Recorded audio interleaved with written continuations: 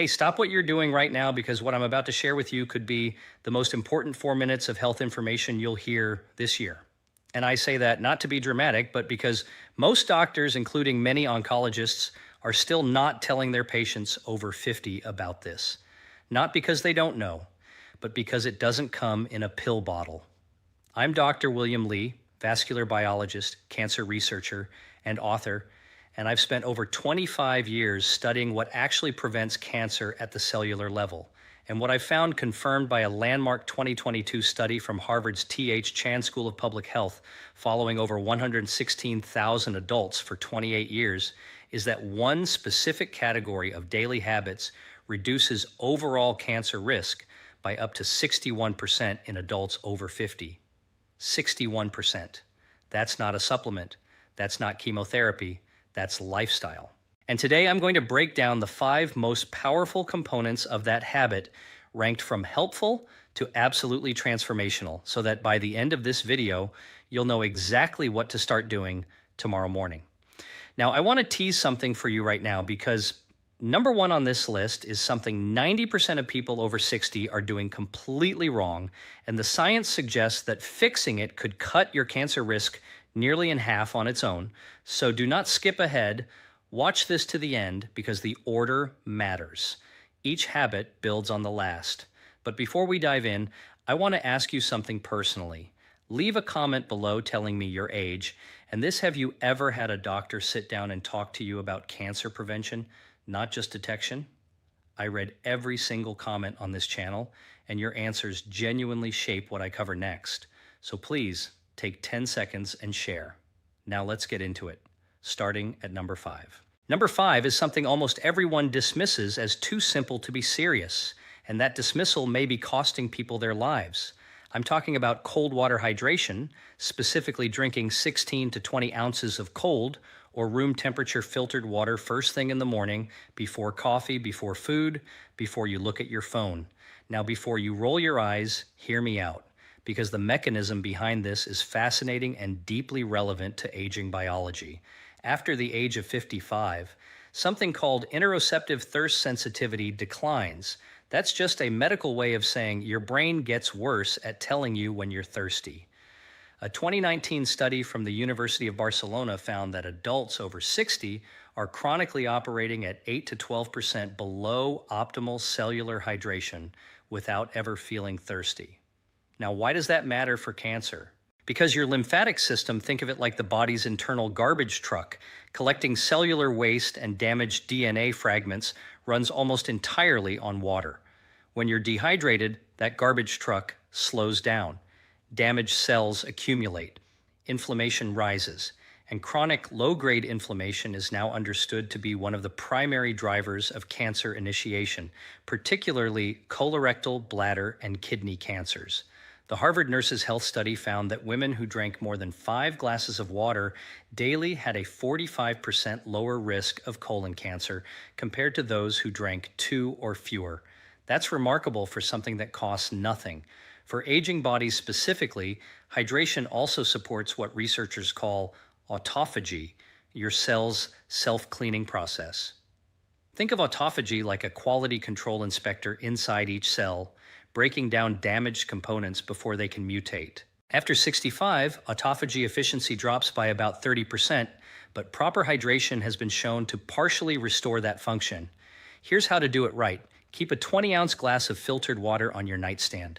The moment your feet hit the floor, drink it, all of it, before anything else.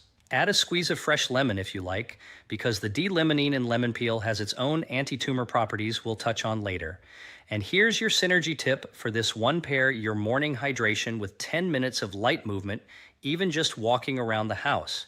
Because movement stimulates lymphatic flow and compounds the cellular cleansing effect by up to 40%, according to research from the Karolinska Institute in Sweden. Now that's number 5, and it's the foundation.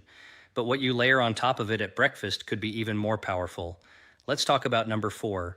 Number 4 is a food that has been eaten for thousands of years across the world's longest living populations, dismissed for decades by Western medicine, and is now the subject of over 1,200 peer-reviewed studies on cancer prevention. I'm talking about fermented foods specifically, naturally fermented options like plain yogurt, kefir, kimchi, sauerkraut, and miso. In 2021, a groundbreaking study from Stanford University School of Medicine, published in the journal Cell, found that adults who consumed high fiber, high fermented food diets showed dramatically increased microbiome diversity and a measurable decrease in 19 specific inflammatory proteins, several of which are directly associated with cancer progression. But here's what makes this especially critical for people over 50. After the age of 60, something called intestinal permeability increases. Your gut lining literally becomes more porous, a condition sometimes called leaky gut. This allows bacterial toxins called lipopolysaccharides to enter your bloodstream, triggering systemic inflammation that can act like fertilizer for precancerous cells. I had a patient, Margaret, 67 years old, from Asheville, North Carolina, who came to me with chronically elevated inflammatory markers, fatigue, and a strong family history of colorectal cancer.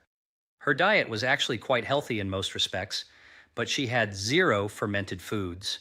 We added 2 servings daily, morning kefir, and a small side of sauerkraut at lunch. Within 90 days, her CRP levels, that's C-reactive protein, a key inflammation marker, dropped by 38%. Her gastroenterologist was floored. She told me it was the first time in years she'd felt like herself again. The mechanism here works through something called short-chain fatty acids, particularly butyrate, which is produced when beneficial gut bacteria ferment fiber. Butyrate literally signals precancerous cells in the colon to undergo apoptosis. That means it tells them to die before they can cause harm. Think of butyrate like a security guard who quietly escorts the troublemakers out before any damage is done. Aim for 1 to 2 servings of naturally fermented food per day, not pasteurized, because the heating process kills the live cultures you need. Look for live and active cultures on the label. And your synergy tip here is to pair fermented foods with prebiotic-rich foods, things like garlic, leeks, or slightly underripe bananas, because prebiotics feed the beneficial bacteria the fermented foods introduce, compounding the effect dramatically. Number 4 is powerful. But number 3 is where the science gets truly extraordinary. And if you're finding this valuable so far, this is a good moment to hit that subscribe button and give this video a like. I release evidence-based health content for people over 50 every single week, and your support is what makes that possible. Now, number three is something you've almost certainly heard of, but I promise you haven't heard it explained like this, and you almost certainly aren't doing it in the way that actually triggers its cancer preventive effects. I'm talking about daily walking, but not just any walking. I'm talking about something researchers now call metabolic walking. And the difference between regular strolling and metabolic walking could literally be the difference between feeding cancer and starving it. Here's the science. Your body runs on 2 primary fuel systems, glucose and oxygen. Cancer cells, due to a quirk in their metabolism first described by biochemist Otto Warburg in 1931 and now confirmed by hundreds of subsequent studies, are almost exclusively dependent on glucose. They're actually quite poor at using oxygen for energy. This means that when you engage in sustained moderate intensity physical activity, the kind that elevates your heart rate to 55 to 70% of your maximum, you do 2 remarkable things simultaneously. You deplete circulating glucose, starving cancer cells of their preferred fuel, and you flood your tissues with oxygenated blood, creating an environment that is actively hostile to cancer cell survival. A 2020 meta-analysis from the American Cancer Society reviewed data from 1.4 million adults and found that regular moderate physical activity was associated with a 42% reduction in colon cancer risk, a 38% reduction in breast cancer risk, and a 27% reduction in lung cancer risk, even in non-smokers. These are extraordinary numbers for something that requires no prescription. But here's where the aging-specific biology becomes critical. After the age of 65, your mitochondria, the tiny power generators inside your cells, decline in both number and efficiency by up to 35%. Mitochondrial dysfunction is now understood to be a key driver of both aging and cancer progression. Sustained moderate walking is one of the only interventions proven to stimulate mitochondrial biogenesis, meaning it literally signals your body to create new, healthy mitochondria. Think of it like getting a new fleet of power generators installed in every cell. Metabolic walking means 30 to 45 minutes of continuous walking at a pace where you can still hold a conversation but would find it slightly difficult to sing. This needs to happen at least 5 days per week, and ideally in the morning before your first full meal, because fasted movement amplifies the glucose depleting effect significantly. I want to tell you about Robert, 72, from Portland, Oregon, a retired teacher who came to me 3 years ago following a cancer scare, a precancerous polyp removed during routine colonoscopy. He was terrified. He wasn't exercising at all. We started him on a morning walking protocol, 35 minutes, 5 days a week. We combined it with dietary changes. At his 2-year follow-up colonoscopy, nothing, clean. His oncologist specifically noted his dramatically improved inflammatory markers and called his recovery exceptional. Robert told me walking felt like a form of medicine. He was right. It literally is. For synergy, pair your morning walk with your morning hydration from habit number 5, and if possible, walk somewhere with natural light, because morning sunlight exposure regulates your circadian rhythm, which in turn governs immune surveillance, your body's cancer detection system. The combination is far more powerful than either alone. Number 3 is remarkable, but the next 2 are where things get genuinely revolutionary.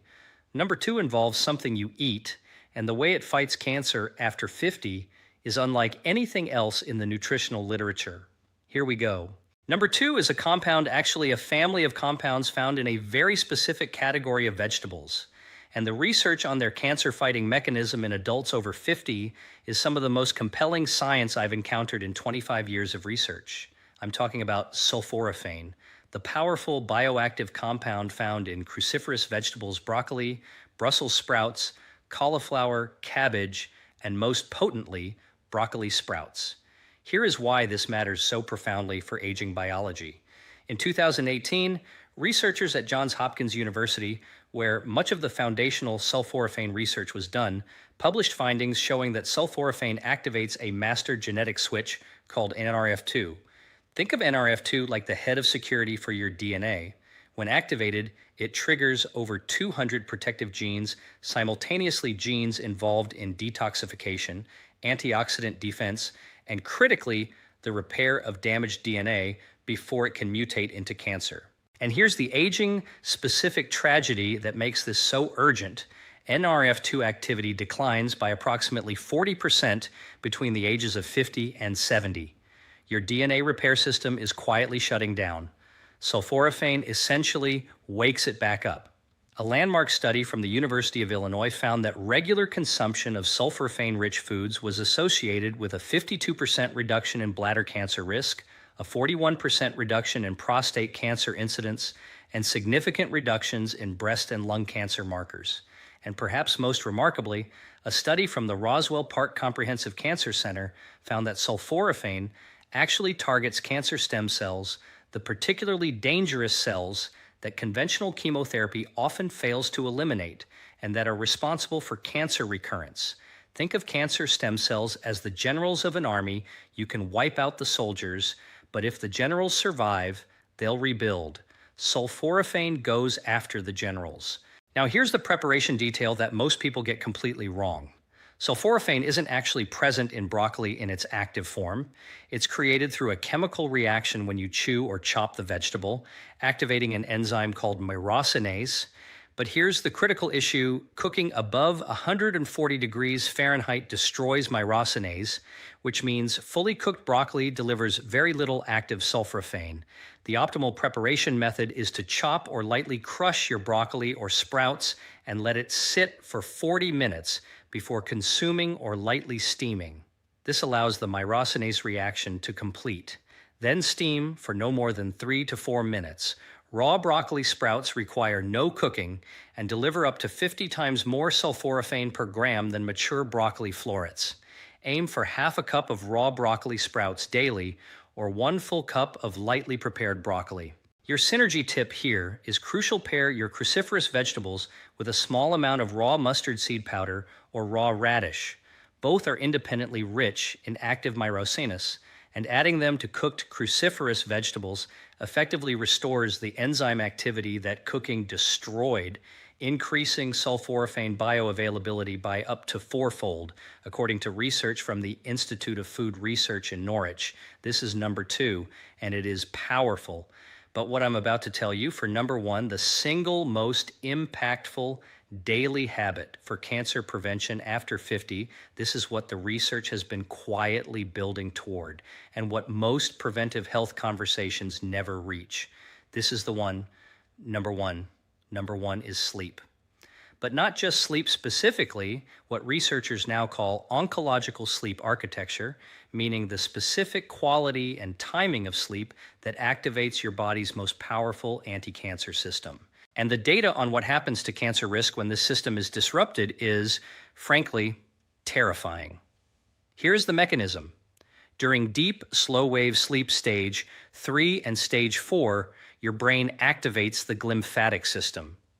This is a recently discovered waste clearance network, first described by researchers at the University of Rochester in 2013, that uses cerebrospinal fluid to literally flush toxic proteins and cellular debris from your brain and nervous system. Think of it like a power wash cycle that only runs at night when the factory is closed, but the cancer connection goes far deeper than brain health. During the same deep sleep phases, your body produces its highest concentrations of melatonin, not just the sleep hormone, but one of the most powerful endogenous antioxidants known to science. A comprehensive review published in the journal Cancer Research in 2021 found that melatonin directly inhibits tumor angiogenesis. That means it blocks cancers from building the new blood vessels they need to grow. It also stimulates natural killer cells, the frontline soldiers of your immune system, whose specific job is to identify and destroy cancer cells before they establish themselves.